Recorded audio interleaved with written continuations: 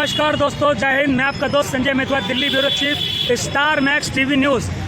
और इस समय हम हैं अब ओखला में और सामने आप जो देख रहे हैं परिसर, इसको बोलते हैं अपोलो हॉस्पिटल, जो कि विश्व विख्यात है और चिकित्सा के नाम पे जाना माना जाता है। अपनी कई न्यूज़ रिपोर्ट में हमने आपको सतर्क किया है कि कृपया मेडिकल माफिया से सतर्क रहिए, अपने आप को, अपने परिवार को इस मेडिकल माफिया से बचाइए। हमारे कई न्यूज़ रिपोर्ट में हमने खुलासा किया है इस मेडिकल माफिया का। चिकित्सा के नाम पर जो व्यापारीकरण राजधानी दिल्ली में हो रहा है, इन हॉस्पिटल वालों की, चाहे सरकारी हो चाहे निजी हॉस्पिटल हो, इन सबकी जवाबदेही होनी चाहिए। कुछ ऐसा हुआ है राजधानी दिल्ली में, कुछ ऐसा कांड कर दिया इस अपोलो हॉस्पिटल ने। चलिए कैमरा करते सामने की तरफ दिखाते हैं वास्तविक तस्वीर। तो तस्वीरों के माध्यम से आप देख सकते हैं, we want justice for Shri Virendra Singh, retired IAS। अब ये वाक्य क्या है, कहानी क्या है, सच्चाई क्या है, वास्तविकता क्या है और इस अपोलो हॉस्पिटल का नाम क्यों आ रहा है, ऐसी क्या लीला हो गई, ऐसा क्या कांड हो गया। थोड़ा सा एक्शन टाइप का करवा। आप तस्वीरों पढ़ सकते हैं, न्याय की पुकार, डॉक्टर बाबा नंददास जिम्मेदार। और पढ़ते हैं, एक बेटी की पिता लड़ाई के लिए, एक बेटी की लड़ाई पिता के लिए। यहाँ पर सिर्फ हम ही अकेले नहीं हैं, और भी दिल्ली के मीडिया बंधु, पत्रकार बंधु यहाँ पर हैं। न्याय की पुकार, बाबा नंददास जिम्मेदार। बाबा नंददास के खिलाफ FIR करो, बाबा नंददास के खिलाफ FIR करिए।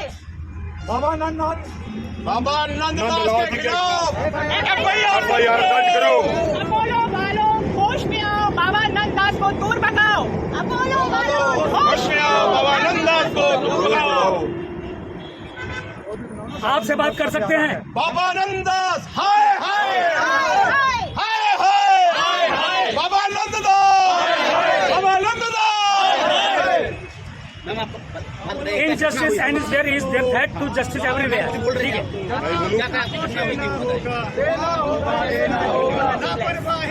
चलिए जानते हैं ये क्या किस्सा है, ऐसा क्या हुआ जो हम अपोलो हॉस्पिटल यहाँ पर खड़े हैं। जी बताएं।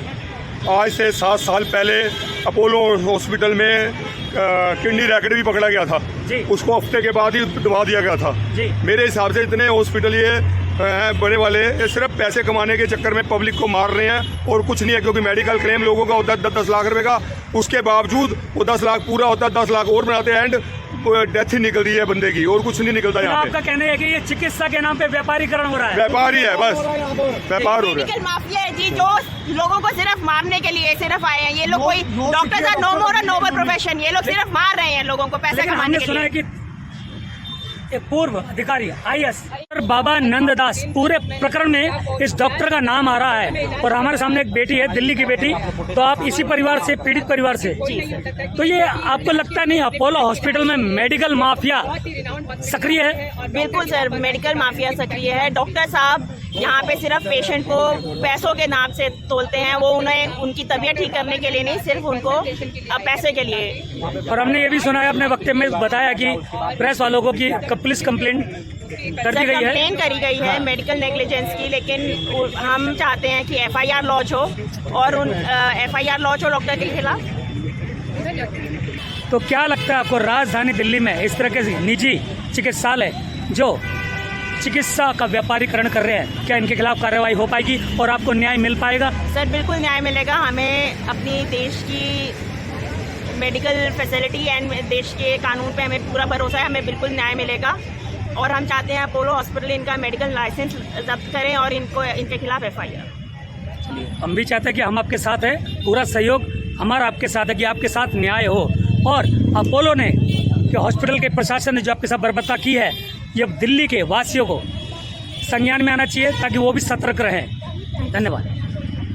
जज to know the condition, actual condition of the patient, but हमेशा हमें ये कन्विंस करा दिया जाता था कि ऑपरेशन के बाद उनकी बिल्कुल कंडीशन सही हो जाएगी और पहले के जैसे हो जाएंगे। मेरे पिता को वॉल्व लीकेज था, मेटल वॉल्व में लीकेज था, उसी दौरान हमें बाबा नंददास ने बताया कि वॉल लीकेज के अलावा इनका 60% ब्लॉकेज है, उसका भी ऑपरेशन एक साथ करा दिया जाए। यानी कि उन्होंने 2 ऑपरेशन पे एक साथ जोड़ दिया कि 2 ऑपरेशन एक साथ कराए जाए।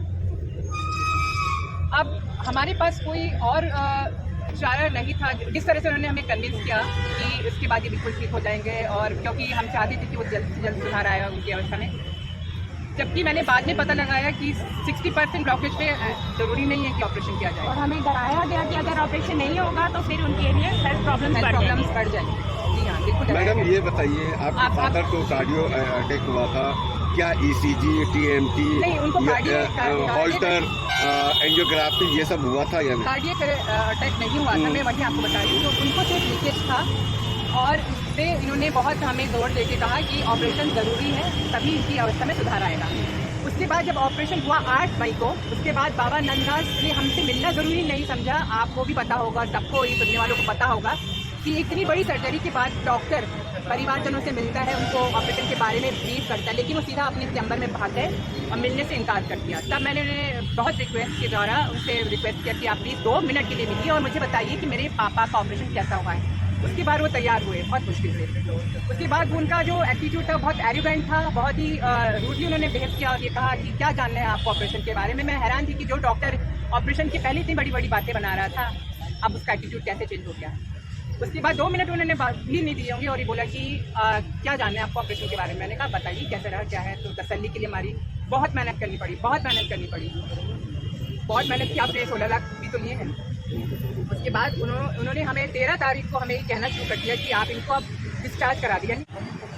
हम कहना चाहते हैं दिल्ली के स्वास्थ्य मंत्री और केंद्रीय स्वास्थ्य मंत्री से, इन दोनों सरकारों के स्वास्थ्य मंत्री से, आप कब तक सोते रहेंगे? ये जो निजी हॉस्पिटल के नाम पे, चिकित्सा के नाम पे ये दुकानें खोली गई हैं, ये कब तक लोगों की जानों से खेलते रहेंगे? डॉक्टरों के भेष में हत्यारे कब तक खुले घूमते रहेंगे? इनको सजा कब मिलेगी और मासूमों के साथ न्याय कब होगा? ये स्टार मैक्स का आह्वान है। धन्यवाद। जय हिंद।